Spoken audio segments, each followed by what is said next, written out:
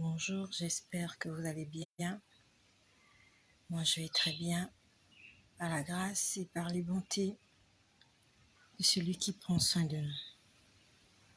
Éternel des armées, du Dieu Tout-Puissant.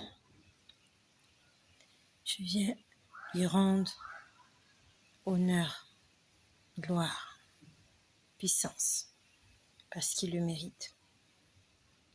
Il le mérite vraiment. Nous sommes aujourd'hui le vendredi 3 février. Je suis toujours en vie. Gloire à Jésus. En vie. Gloire à Jésus. La mission continue. Ma mission continue. Si le Seigneur t'a réveillé ce matin, c'est parce que tu as encore des choses à faire. Et ce que tu as à faire, fais-le aujourd'hui. Fais-le tout de suite. Le lendemain ne t'appartient pas. Le lendemain ne t'obéira pas forcément. Fais-le aujourd'hui. Que le Seigneur t'assiste. Que le Seigneur te conduise. Je me suis réveillée ce matin, très tôt ce matin. Je me suis réveillée, j'évacuais mes occupations. Et gloire à Dieu, parce qu'il me donne la force. Chaque fois que je fais le ménage, chaque fois que je suis en mouvement, je lui dis merci. Parce que c'est pas évident. Il y a des gens qui aimeraient faire le ménage comme moi, mais qui ne peuvent pas le faire. Parce qu'ils sont paralysés, alités. Il y a des gens qui aimeraient s'occuper de leurs enfants chaque matin.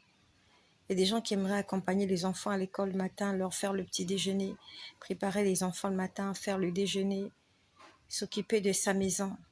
Mais elle ne peut pas le faire. Elle ne peut plus le faire. Il y a beaucoup de femmes qui sont à l'hôpital. Ça fait des jours, des semaines et même des mois. Elles ont même besoin qu'on s'occupe d'elles. Elles ont laissé leur maison. Elles ont laissé la vaisselle sale, la lessive sale. Il y avait du ménage à faire à la maison. Et voilà comment elles se retrouvent à l'hôpital. Et il n'y a personne qui pourra faire ce qu'elle faisait. Il n'y a personne qui peut s'occuper de ta maison comme toi. Même si tu prends une femme de ménage, elle ne fera pas le ménage comme toi. C'est ta maison et il n'y aura personne qui aimera ta maison plus que toi-même. Donc même s'il y a une femme de ménage qui est là, il y a des choses qu'elle ne fera pas. Tu ne seras pas satisfaite d'elle à 100%. Donc si le Seigneur t'a donné aujourd'hui la force de t'occuper de tes affaires, dis merci. Parce que si tu confies cette gérance à quelqu'un, cette personne va te décevoir. Même tes enfants peuvent te décevoir. Même ton mari peut te décevoir. Tu lui laisses la maison, tu vas en voyage. Et quand tu reviens, la condition dans laquelle, l'état dans lequel tu retrouves la maison. Et quand tu apprends ce qu'il a fait derrière toi, dans ta propre maison, sur ton lit, avec ta voiture, tu es déçu. Rends grâce au Seigneur. Rends-lui grâce. Et chaque fois que j'ai le balai en main, quand je suis en train de balayer, je dis merci Seigneur. Parce que je suis debout. Je peux me tenir debout sans avoir un vertige, sans tomber. Je peux balayer, rebalayer encore et encore. Je peux nettoyer. Seigneur, merci. Lorsque j'ai fini de vaquer mes occupations, je suis montée dans ma chambre. Et j'étais en train de lire un passage dans le livre de Luc au sujet de la tempête que Jésus-Christ avait apaisée. Et le Seigneur est en train de me saigner. Le Seigneur est en train de m'enseigner à ce sujet, de la tempête qu'il avait apaisée. Je ne vais pas en parler aujourd'hui. Je vais le reporter à plus tard. Je vais vous parler de quelque chose que j'ai vu quand j'ai fini de lire ma Bible et de prier tout à l'heure. Raison pour laquelle je te recommande fortement. Il faut aimer la Bible. Je ne sais pas si tu as une Bible. Achète-toi une Bible en papier. Commence à la lire. Lorsque tu es sur ton lit, ouvre une page. Commence à lire. Lis. Même si tu ne comprends rien, lis seulement. Lis. Cette semaine, je crois que j'en ai parlé. Cette semaine,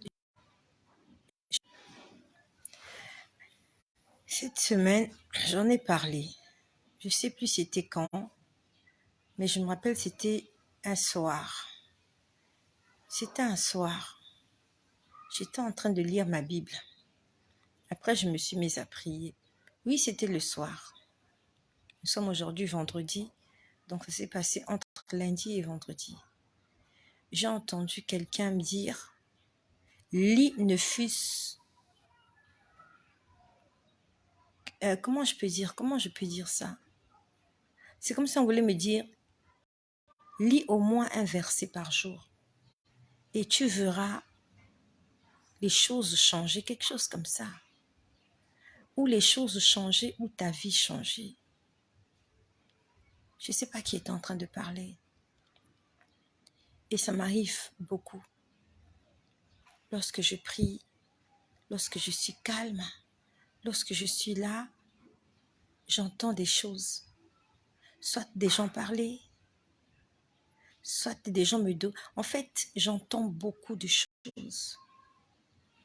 Même quand on est en train de comploter contre moi, souvent je peux être là assise, j'entends des gens en train de comploter contre moi.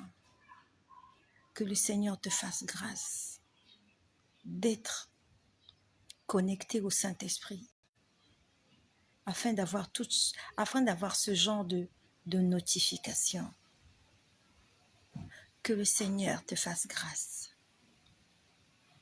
Une fois, il y a quelqu'un qui m'avait écrit. Et la personne m'a dit « J'aimerais que tu pries pour moi afin que j'ai le don de vision, que j'ai le don de prophétie. » J'ai dit à cette personne que j'ai prié pour elle, mais que moi personnellement, personne ne m'avait imposé les mains pour que j'ai ce don-là. C'est plusieurs années après que j'ai su, et c'est un prophète qui me l'avait dit, je ne savais pas. Plusieurs années plus tard, j'ai appris que le don de vision et de prophétie que j'ai, il y avait un homme de Dieu qui priait pour moi. Quand j'étais petite, je vivais dans sa maison. Et pendant qu'il priait pour moi, il priait pour toutes ses filles. Il disait, Seigneur, que mes filles soient comme les filles de Philippe. Que mes filles restent vierges, qu'elles soient remplies du Saint-Esprit et qu'elles prophétisent. J'étais là dans sa maison et je ne sais pas qui priait pour moi. Et des années plus tard, plus de 30 ans, près de 30 ans plus tard, sa prière a été exaucée. Il avait prié, il avait sûrement oublié. Et après sa prière, il n'a pas vu les fruits parce que je m'étais vraiment pervertie. Lorsque j'ai quitté la maison de ce pasteur, je me suis égarée de les voies du Seigneur. Je m'étais égarée et j'étais sûre. Je suis sûre qu'il avait oublié cette prière, je ne sais pas. Mais le jour qu'il m'a revue, remplie du Saint-Esprit, il m'a dit, je priais pour toi afin que tu deviennes ce que tu es aujourd'hui. C'est à ce moment-là que je me suis rappelée de la prophétie que cet homme de Dieu l'avait dit. Il m'avait dit, ce don que tu as, il m'a dit, il y a quelqu'un qui priait pour toi. Il m'avait dit, ça fait longtemps qu'il y a quelqu'un qui priait pour toi. Il m'a dit, cette personne n'est même pas un membre de ta famille. Et je ne savais pas qui c'était. Si ce prophète-là n'avait pas insisté que ce n'était pas un membre de ma famille, j'allais me dire que c'est ma mère. Parce que ma mère priait beaucoup pour que nous soyons sauvés. Et parmi les prières qu'elle faisait, je me rappelle, parce que généralement, elle priait à haute voix. Quand je sortais, je découchais, je faisais des bêtises. Elle priait à haute voix, elle prononçait mon nom. Elle disait, Seigneur, je te recommande ta fille. Elle donnait mon nom et mon prénom. Elle dit, Seigneur, qu'elle te rencontre, comme Saul t'a rencontré sur le chemin de Damas. C'était la prière de ma mère, que ses enfants rencontrent le Seigneur. C'était la prière de ma mère, que mes enfants rencontrent, que ses enfants rencontrent le Seigneur, que ses enfants servent Dieu, que ses enfants soient transformés, comme Saul de Tarse a été transformé en un instant. Il était en train de partir persécuter l'Église. Il était en train de partir tuer les chrétiens. Mais sur le chemin de Damas, il a vu une lumière. Il a entendu une voix. Et sa vie n'a plus jamais été la même. Il a fait demi-tour. Il a fait demi-tour de 360 degrés. Il a recommencé sa vie à zéro avec le Christ jusqu'à la fin de ses jours. Continue de prier pour ce problème-là. Continue de prier pour ton mari. Continue de prier pour ton épouse. Continue de prier pour tes enfants. Continue de prier pour tes parents. Un jour, Dieu va t'exaucer. Même si tu n'es plus de ce monde, les prières que tu as adressées au Seigneur, elles sont gardées quelque part. Il y a une salle d'archives. Et je parle des choses que j'ai vues. Il y a une salle d'archives où toutes nos prières sont stockées. Et dans cette salle d'archives, les prières sont traitées, one by one.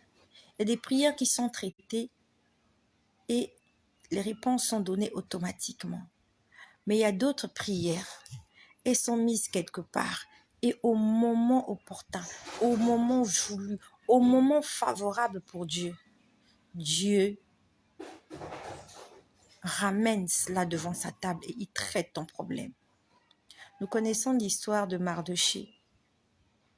Il avait fait du bien au roi, au mari de la reine Esther.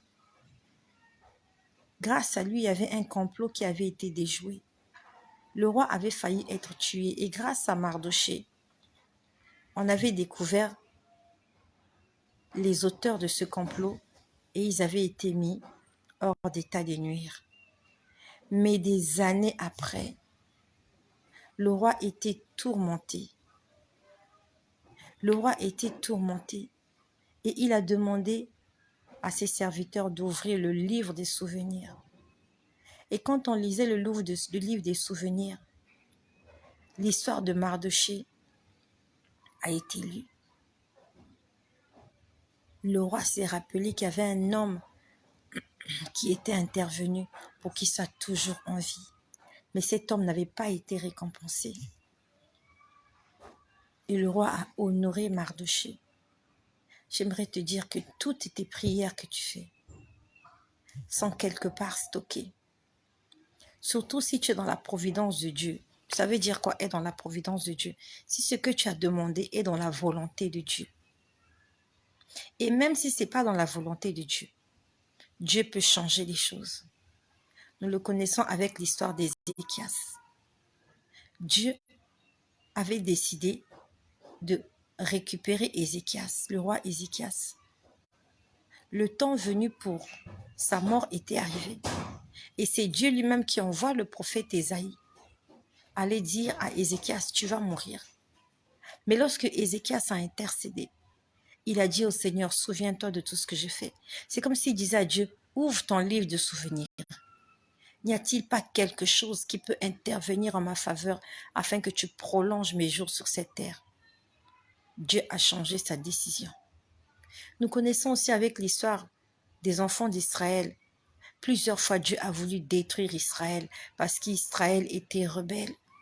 Mais grâce à la prière de Moïse, grâce aux intercessions de Moïse, les enfants d'Israël n'ont pas été exterminés.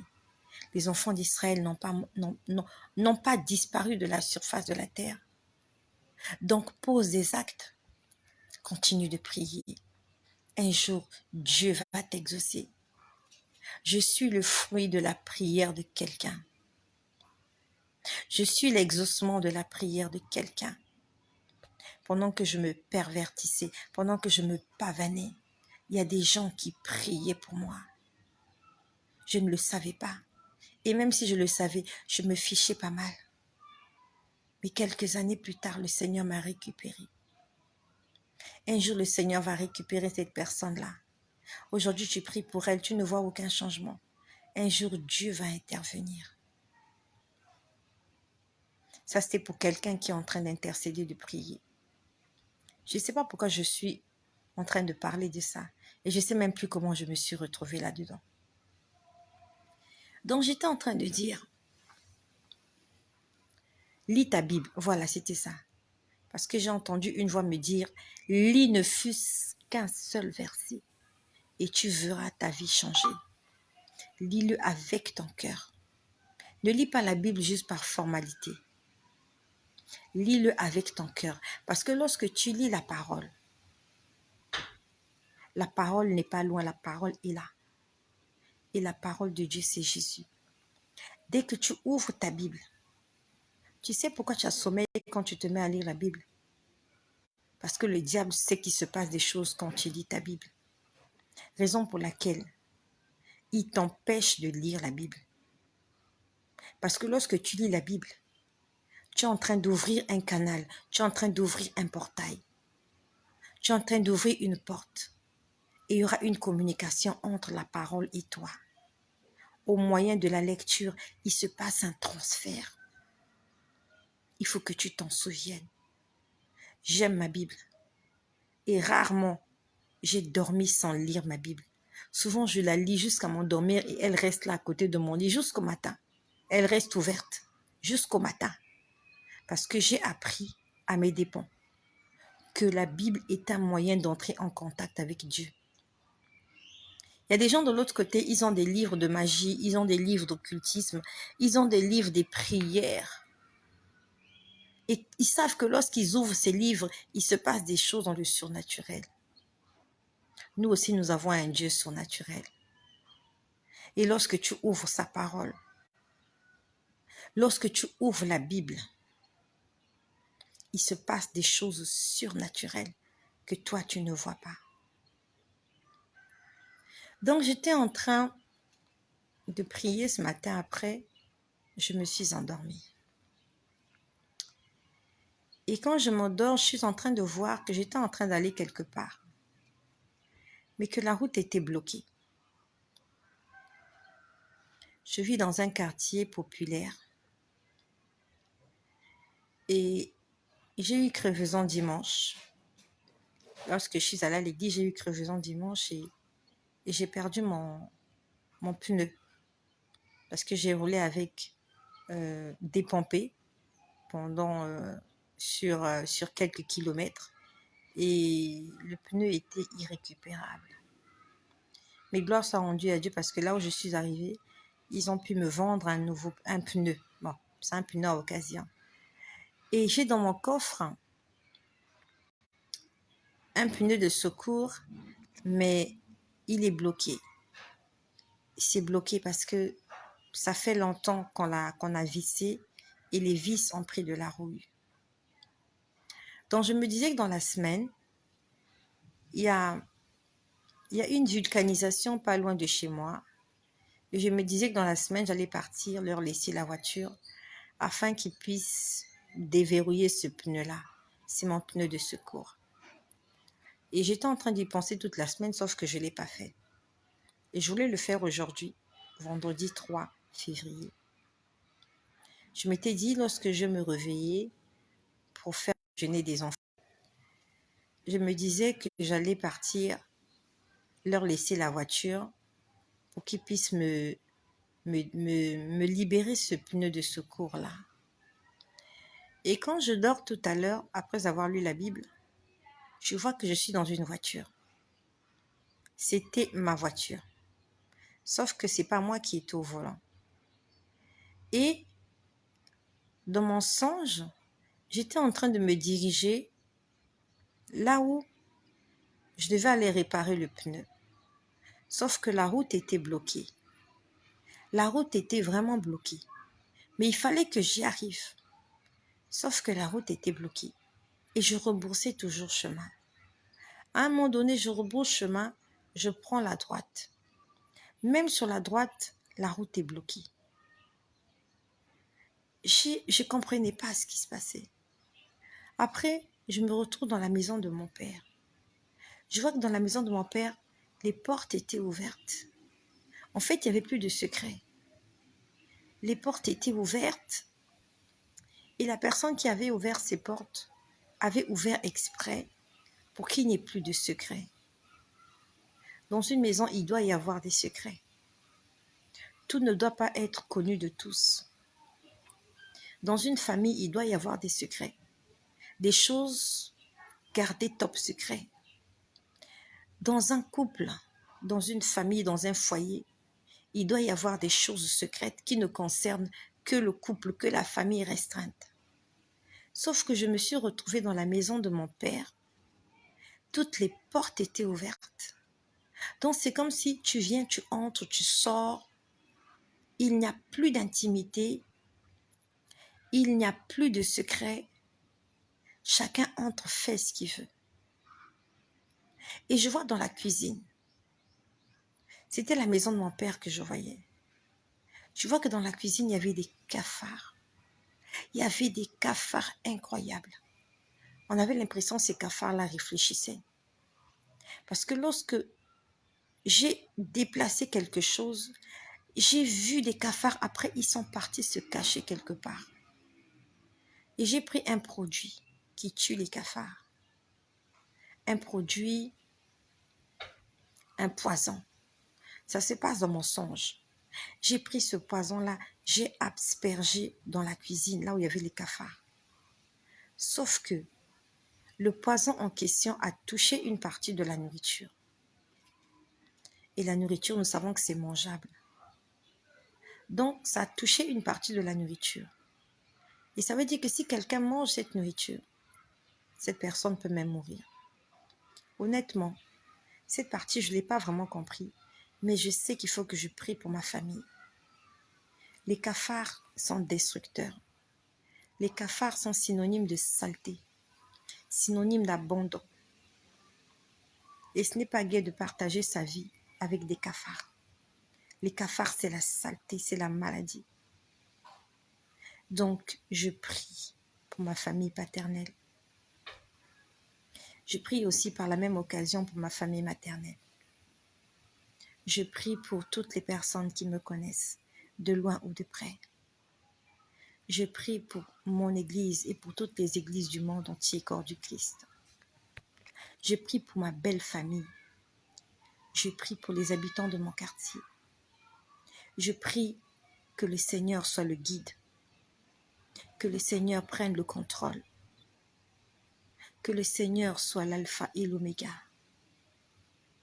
Au nom de Jésus, que les portes ouvertes soient fermées. Au nom de Jésus, que les portes fermées soient ouvertes. Que tous les plans de l'ennemi soient nuls et sans effet. Et je prie aussi pour ce ministère et pour les personnes qui y sont accrochées. Où que tu sois, quoi que tu sois, quoi que tu aies, que la main de Dieu soit sur toi. Et que mon Dieu, l'Éternel des armées, le Tout-Puissant, Jésus-Christ, te fortifie, te garde, te bénisse, te guérisse, te conduise dans toute la vérité. Au nom de Jésus-Christ. Les cafards, c'est pas bon. Les cafards, c'est pas bon. Et par la grâce de Dieu, j'ai jeté un poison. Ce poison les a tués. Mais ce poison est tombé, une petite partie du poison est tombée sur de la nourriture. Au nom de Jésus, je prie que tu ne sois jamais victime d'empoisonnement.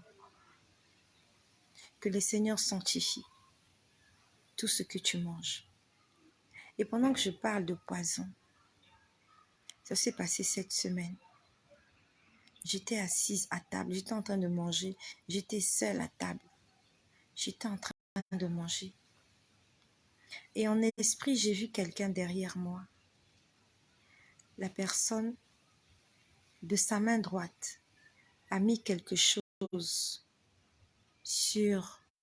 dans ma nourriture pendant que j'étais en train de manger. La personne a mis comme une poudre dans ma nourriture. J'aimerais te dire que le poison peut être spirituel aussi. Il peut venir t'empoisonner spirituellement. Il y a des poisons physiques, il y a des poisons spirituels aussi. Et quand j'ai vu ça, ce que je mangeais était très bon. Je ne voulais pas jeter. Je me suis dit, je ne vais pas jeter cette nourriture-là. Pendant que j'ai vu ça, c'était un matin, cette semaine. J'étais en train de sanctifier ma nourriture. J'étais en train de prier, je dis Seigneur, tout ce qui entre dans cette maison est sanctifié. Tout ce que mes enfants mangent à l'extérieur de la maison, à l'école, Seigneur, je sanctifie cela. Les démons peuvent venir mettre du poison dans ta nourriture. Un démon peut venir t'empoisonner. Ils ont essayé de le faire. Parce que physiquement, ils ne peuvent pas m'empoisonner. Je ne vais pas manger dans les restaurants. Je ne vais pas manger chez des gens. Je ne vais pas chez des gens. Donc ça veut dire que s'ils comptent m'empoisonner, ils ne trouveront pas de porte d'accès. Raison pour laquelle ils envoient des mauvais esprits, mettre des poudres maléfiques dans ma nourriture. Et si je t'en parle, c'est peut-être parce que ça t'est déjà arrivé. Tu as mangé une nourriture souillée. Ça t'a donné une indigestion. Tu as eu mal au ventre. Tu t'es senti mal. Tu es parti à l'hôpital. Je ne sais pas qu'est-ce qu'ils t'ont dit. Peut-être il y a un mauvais esprit qui est venu avec un poison spirituel. Le mettre dans ton lait, dans ton café, dans ton thé, dans ta nourriture pendant que tu mangeais. Je l'ai vu cette semaine. Et j'étais là, je mangeais parce que je ne voulais pas jeter cette nourriture. Je disais, Seigneur, sanctifie cette nourriture. Que tout ce qu'on essaie de mettre à l'intérieur, tout produit nocif, que cela soit nul et sans effet. Lorsque tu manges, rends grâce au Seigneur. C'est bien de manger. Notre organisme a besoin de manger. Mais notre organisme a besoin de nourriture saine. Notre organisme a besoin non seulement de nourriture, mais besoin de nourriture saine. Que le Seigneur sanctifie tout ce que tu achètes dans la rue. Tout ce que tu mets dans ta bouche, tout ce que tu mets dans ta casserole, dans ta marmite, tout ce que tu mets à table pour tes enfants, pour ta famille, pour ta maison. Et cette semaine encore, c'est bizarre, c'est pas ce que je voulais dire. C'est pas ce que je voulais dire. Pendant que je suis en train de parler, le Seigneur est en train de me rappeler beaucoup de choses qu'il m'a montrées. Je vois beaucoup de choses. Je vois beaucoup de choses. Il se passe des choses incroyables dans le monde spirituel, dans le monde invisible. Tu es juste là et tu sais pas ce qui se passe autour de toi. J'étais en train de faire la cuisine ce matin-là. J'étais devant la gazinière. Et pendant que je suis devant la gazinière, je dors pas. Je suis éveillée. C'est pas sommeil. C'est pas songe. C'est pas rêve. Je suis debout. Je sais plus ce que j'étais en train de faire. Je sais pas si j'étais en train de chauffer de l'eau. Je sais plus ce que je faisais. Mais ça s'est passé cette semaine. J'aimerais que là où tu es, que tu saches que si tu es vivant, c'est par la grâce de Dieu. La grâce de Dieu, c'est par la grâce de Dieu, c'est par sa pitié que je suis toujours en vie. Pitié, Seigneur. Dieu a pitié de nous. Parce qu'il sait que s'il nous laisse, nous allons mourir. S'il nous laisse, nous allons crever. Dis merci au Seigneur. Tu ne sais pas Dans combien de sales situations il t'a sorti? Dans combien de des sales draps, des choses compliquées. À la limite, si on te l'explique, tu ne croiras pas. Pendant que j'étais à la cuisine ce jour-là, cette semaine seulement. Je vois une scène. Je vois quelqu'un qui est parti chez un occultiste, chez un marabout. Et chez le marabout, ils étaient en train de me voir. Donc, moi, j'étais à la cuisine debout. Quelque part, je ne sais pas où, il y avait un marabout qui était en train de me voir dans sa télé. Je ne sais pas si c'est une télé. Est-ce que c'est une marmite? Est-ce que c'est une assiette? Est-ce que c'est un miroir? Et au nom de Jésus, je détruis tout miroir satanique. Je détruis les écrans de télévision du monde des ténèbres. Tous les écrans où je suis visible, où ma maison est visible, où mes enfants sont visibles. Je détruis les miroirs sataniques. Je détruis les assiettes maléfiques. Je détruis les écrans du diable. S'il a placé des caméras dans ma maison, à l'extérieur de ma maison, pour me surveiller, pour surveiller mes faits et gestes.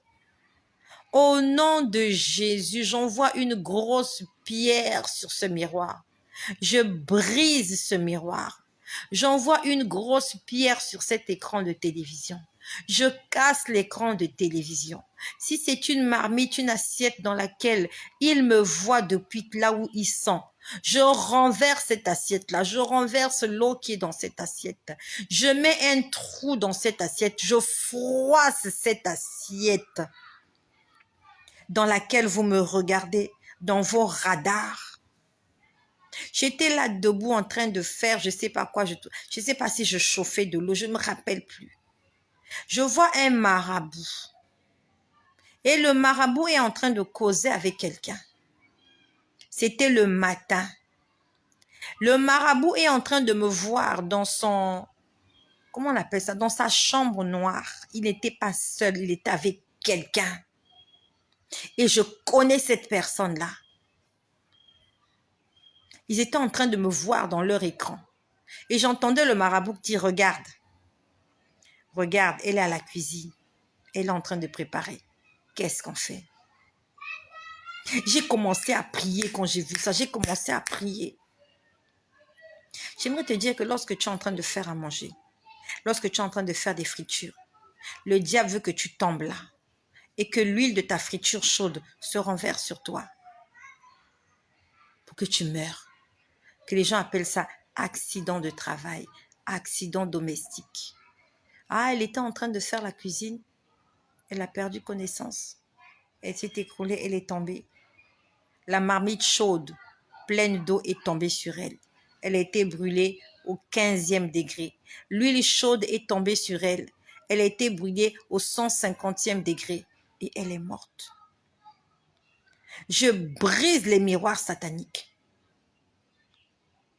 Est-ce que c'est ce jour-là que... Non, ce n'est pas ce jour-là que j'ai vu qu'on m'étranglait. C'est un autre jour que j'ai vu qu'on était en train de m'étrangler. Le jour où on m'étranglait, c'était la semaine dernière. Je vous ai dit, j'étais en train de faire la vaisselle. Je fais la vaisselle à même le sol parce que je n'aime plus rester debout longtemps. J'étais en train de faire la vaisselle. Je mets tout par terre, toutes les assiettes sales par terre dans des cuvettes. Je m'assois calmos, je lave mes assiettes. Et ce jour-là, j'ai vu quelqu'un venir derrière moi, essayer de m'étrangler. Même pas, il a passé le couteau, sauf qu'il ne s'est rien passé. Et cette semaine, le matin, la personne allait consulter son marabout. Tu vas perdre ton argent, mon ami. Fais des économies avec cet argent-là. Tu vas vider ton compte en banque sur ma personne. Tout ce que tu vas faire, ça ne réussira pas. Je suis la fille du Seigneur. Je suis la fille de Jésus. Jésus-Christ veille sur moi. Je ne sais pas combien d'argent ce marabout-là ou tes marabouts t'ont demandé. Mais depuis que vous avez commencé, ça ne marche pas. Ça ne te dit rien. Pourquoi tu es stupide comme ça? Tu as vu un marabout, il a fait, ça n'a pas marché. Tu vas voir un autre, il fait, ça ne marche pas. Moi, je ne vais pas dans les maisons des marabouts. Moi, j'ai ma Bible et je prie mon Dieu. Ça ne te dit rien. Regarde comment tu dépenses ton argent. Tu n'as même pas d'argent toi-même. Tu es fauché. Tu n'as pas d'économie. Mais tu es là, tu vas de lieu en lieu pour souhaiter que je meure. Cette semaine, le matin, tu étais chez un marabout. Le marabout te disait, je suis en train de la voir à la cuisine, je fais quoi? Je ne sais pas qu'est-ce que tu lui as donné comme réponse. Vos incantations, vos divinations, vos malédictions, vos prières d'imprécation n'ont pas de pouvoir sur moi. Je suis toujours en vie. Car Jésus-Christ est mon bouclier. Vos flèches, même je sens vos flèches, mais elles ne me font ni chaud ni froid. Je ne suis pas malade. Je suis en très bonne et parfaite santé. Je suis en bonne santé. Parce que j'ai un Dieu. Et ce Dieu-là sait combien je compte sur lui.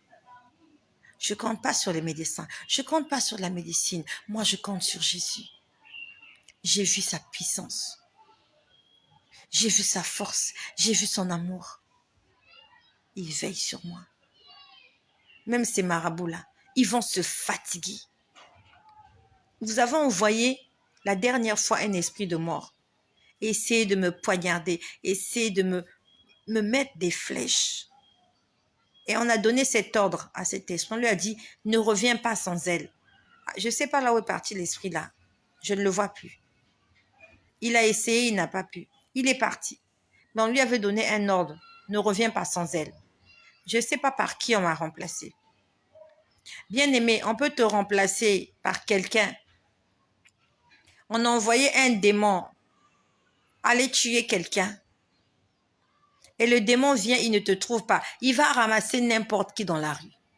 Ça peut être toi, parce que tu n'es pas sur la protection de Dieu. Tu n'étais pas programmé. Mais comme il y a quelqu'un qui a échoué à sa mission, il te récupère. Je te dis ce que je vois, ce que je vis. J'ai entendu comment on a dit à ce démon, ne reviens pas sans elle. Ça veut dire que le démon là, s'il a envie de repartir au bercail, il doit trouver quelqu'un pour me remplacer. Mais il va chercher. Il va trouver quelqu'un de vulnérable, quelqu'un qui n'a pas de protection. Quelqu'un qui marche comme un mouton dans la rue. Ça peut être toi. Pourtant, ce n'était pas toi qui étais programmé. Voilà comment c'est toi qu'on prend. On te sacrifie à la place de quelqu'un. Parce que tu es le maillon faible. Jésus n'était pas un brigand. Jésus n'était pas un meurtrier. Mais il a pris la place du brigand. Il a pris la place du meurtrier Barabbas. C'est Barabbas qui devait mourir. C'est Barabbas qui devait être crucifié. Mais on a pris un innocent. Il a été crucifié à la place de Barabbas. Et Barabbas a été libéré. Il a continué sa vie comme de rien n'était. Que cela nous enseigne. Tu es là, tu ne connais même pas ce qui se passe là-bas. Innocent. Tu es innocente. Mais à cause d'un complot, voilà comment on te met à la place du coupable. Tu te mets à payer les pots cassés. Tu es là, tu te promènes calmement dans la rue. Et le démon qui a eu pour mission de ramener une femme, il vient te prendre toi. Tu étais là, tu te baladais. On a pris ton esprit, on est parti avec. Parce que le démon a eu une mission, ne revient pas sans elle.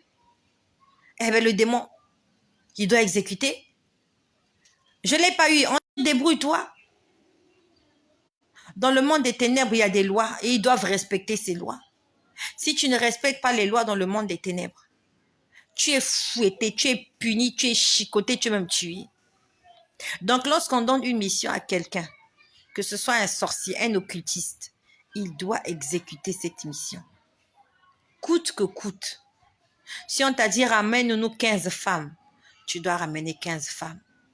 Même s'il faut que tu ailles fouiller dans ton poulailler, même s'il faut que tu ailles dans ta famille, récupérer des gens dans la rue qui n'ont pas de protection, qui se promènent comme des chiens. Il y a des gens qui sont volés là dehors. Ils n'ont pas été sacrifiés par des membres de leur famille. Ce n'est pas quelqu'un de sa famille qui l'a sacrifié. On l'a ramassé. Parce que quand il se promène, il n'est pas sur la couverture du Tout-Puissant. Je sais qu'il y a quelqu'un qui a pris ma place. Je le sais, j'en suis consciente. Je suis triste pour cette personne. Ce démon-là, comme je ne le vois plus, il est reparti, mais il a amené quelqu'un d'autre. Mais ce n'est pas moi. Peut-être qu'on va la déguiser, on va la maquiller, on va lui donner mon visage, mais ce n'est pas moi. Moi, Estelle, je suis toujours en vie. Pourquoi je t'en parle, ma sœur? Pourquoi je t'en parle, mon frère? C'est pour que tu cherches Dieu et que tu t'accroches à Dieu. Le monde est méchant. Le monde est méchant. Le chasseur, quand il sort le matin, il va à la chasse. Il veut ramener un gibier chez lui. Qu'importe le gibier. S'il veut tuer un porc-épic, s'il ne trouve pas un porc-épic, il va tuer une biche. S'il ne trouve pas une biche, il va tuer un sanglier. Le meurtrier, le chasseur, il sort avec son arme le matin, il a une mission. Il dit, je ne rentrerai pas sans un gibier. Et s'il ne trouve pas le gibier, même un oiseau, parce qu'il faut que sa famille mange. Mais le gibier qui s'est relevé le matin, il ne sait pas qu'il y a quelqu'un qui a programmé le tuer. Il ne sait pas qu'il y a un chasseur dans la forêt et que le chasseur a programmé me tuer, moi, sanglier, moi, rhinocéros, moi, je ne sais pas quel genre d'animal, biche, je ne sais pas. La biche, quand elle est là, elle est en train de brouter l'herbe. Elle ne sait pas qu'il y a un fusil qui est pointé sur elle. Elle va être tuée. Et à défaut, si on la rate, on va chercher quelqu'un dans le troupeau. On cherche quelqu'un dans le troupeau et on cherche toujours le maillon faible. Tu as vu comment les lions font la chasse? Ils restent tranquilles, ils regardent. Ils entrent, ils sèment la pagaille et ils cherchent le plus faible. Le plus faible, c'est celui qui n'a pas de protection. Le plus faible, c'est celui qui sort du troupeau. Celui qui est sorti de la protection divine. Au départ, Dieu te protégeait, Dieu te gardait. Tu étais dans le troupeau, dans la maison de Dieu. Voilà comment tu t'écartes. Et celui qui rôde comme un lion, il se saisit de toi. Il t'égorge. Il boit ton sang et tu meurs. Bien-aimé, il y a quelqu'un qui a été sacrifié pour moi. C'est peut-être une mère d'enfant. Elle avait des projets pour cette année. Mais parce qu'ils n'ont pas pu m'avoir, ils vont boire son sang. Mais ça ne veut pas pour autant dire qu'ils n'auront plus les yeux fixés sur moi. Même quand on lit l'histoire de la tentation de Jésus, quand le diable s'est retiré, on a dit qu'il s'est retiré en attendant une autre occasion favorable. Donc lorsqu'ils se retirent, ils vont attendre une occasion, ils vont revenir à la charge. Si tu as été délivré aujourd'hui, garde la sanctification, reste connecté au Seigneur. Parce qu'à la petite occasion, le diable reviendra. Parce qu'il a des projets contre toi. Nous devons faire extrêmement attention. Et nous devons nous accrocher à Jésus. Il est le grand bouclier. Il est la protection par excellence. C'est lui que je choisis.